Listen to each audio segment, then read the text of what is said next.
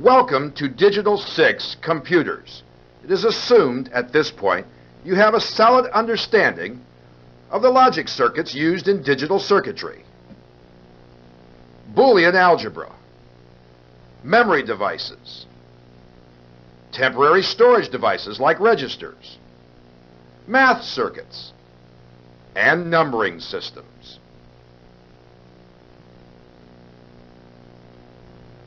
You will see that electronic digital computers consist of three main subsystems or modules. These are the I/O or input-output module, the CPU or central processing unit, and the memory module.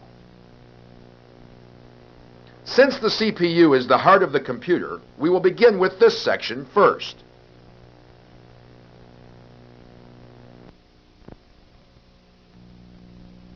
The internal structure of the CPU will vary widely among various computers.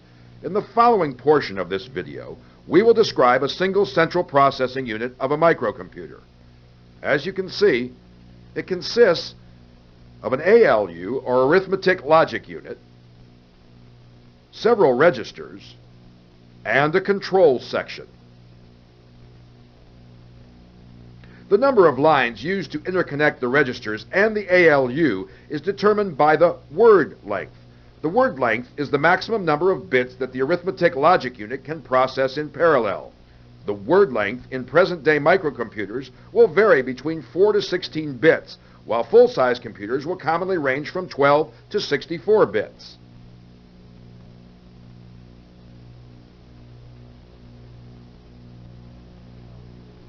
The ALU is the thinking part of the computer. The basic structure of the arithmetic logic unit can be divided into 4 sections. First, there is the arithmetic section, which performs the addition and subtraction process of the CPU. The arithmetic section is capable of adding or subtracting 2 different words at a time. The arithmetic section can also multiply or divide by using the successive addition or successive subtraction process. For more information on how this process works, review the You Can Do video, Digital 1. There is also a logic section contained within the ALU subsystem. The logic section performs the AND, OR, and exclusive OR and comparison functions of the CPU. The ALU also has 1 or more registers at its disposal. These registers are normally referred to as accumulators. After the arithmetic section or logic section has processed the data, the result or new data will be stored in the accumulator. The 4th section of the ALU contains the control circuits used to control the timing and sequence of the other 3 sections.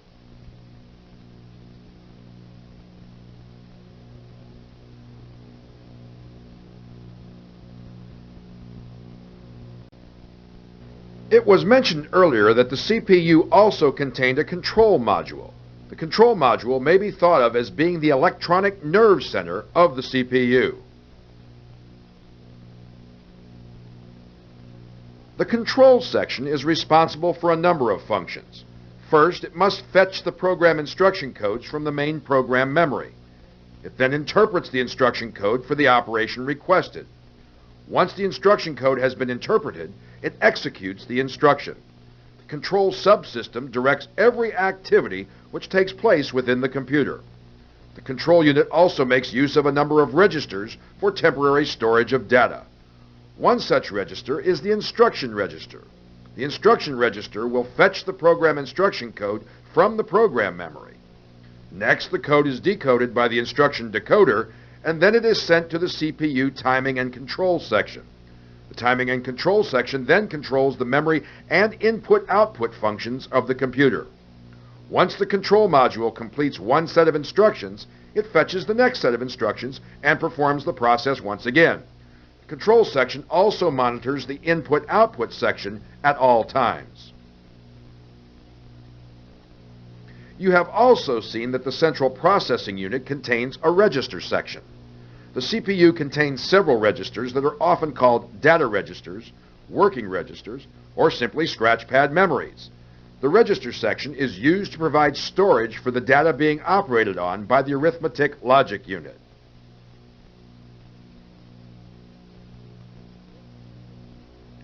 So far, you have seen that the CPU, or Central Processing Unit, contains three basic sections. These were the registers, arithmetic logic unit, and the control section. You have also learned the basic function of each of these sections. Even though the CPU may seem quite easy to understand, it is a very complex maze of solid-state devices and gates. Therefore, we will take a minute to review some of this important material just discussed.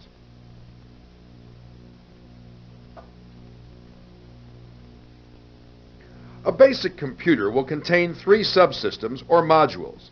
These are the CPU, I/O or input-output, and memory. The internal structure of the CPU will also contain three primary sections. These are the ALU or arithmetic logic unit, a control section, and several registers. The ALU may be thought of as the thinking part of the computer. The ALU will contain a logic section, a control section, an arithmetic section, and some registers.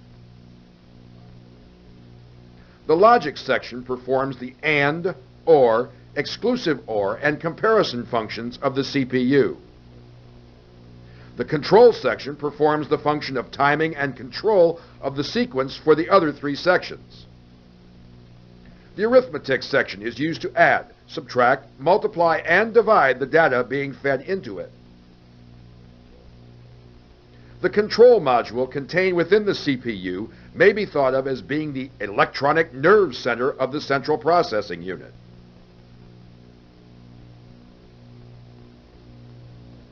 Its function is to fetch the instruction code, interpret the code, then execute the instruction. The control module directs every activity which takes place within the computer. The CPU also contains several registers that are used to provide temporary storage for the data being processed. This concludes review number 1.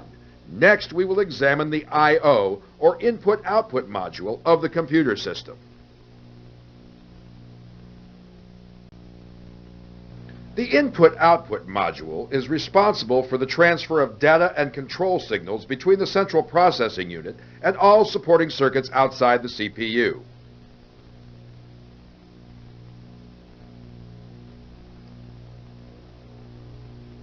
To better understand how the input-output section of the computer functions, we will examine this simplified block diagram of an I/O section. As you can see, it consists of 4 primary blocks. The input-output register provides temporary storage during the transmission of information between the central processing unit and the I/O section. Sections of the input or output devices is performed by the input-output multiplexers. The output storage buffers provide temporary storage for the data produced by the output multiplexer circuit. This data is then transferred to the output peripheral devices. The information sent to the peripheral devices will contain function codes which identify the task of the selected device as well as the data being transferred.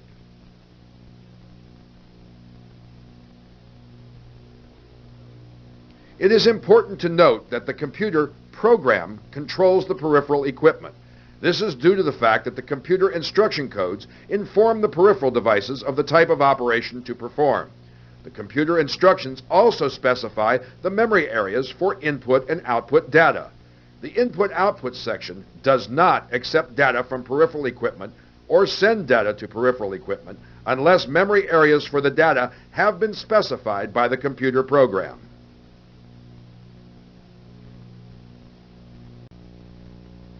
The input-output module is responsible for the transfer of data and control signals between the central processing unit and all supporting circuits outside the CPU.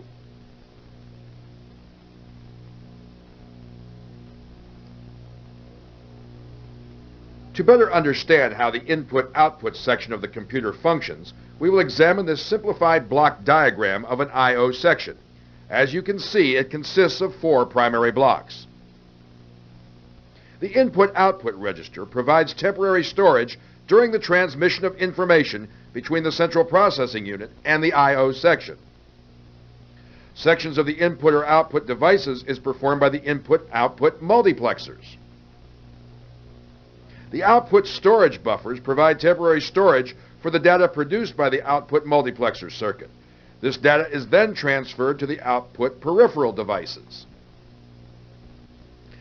The information sent to the peripheral devices will contain function codes which identify the task of the selected device as well as the data being transferred.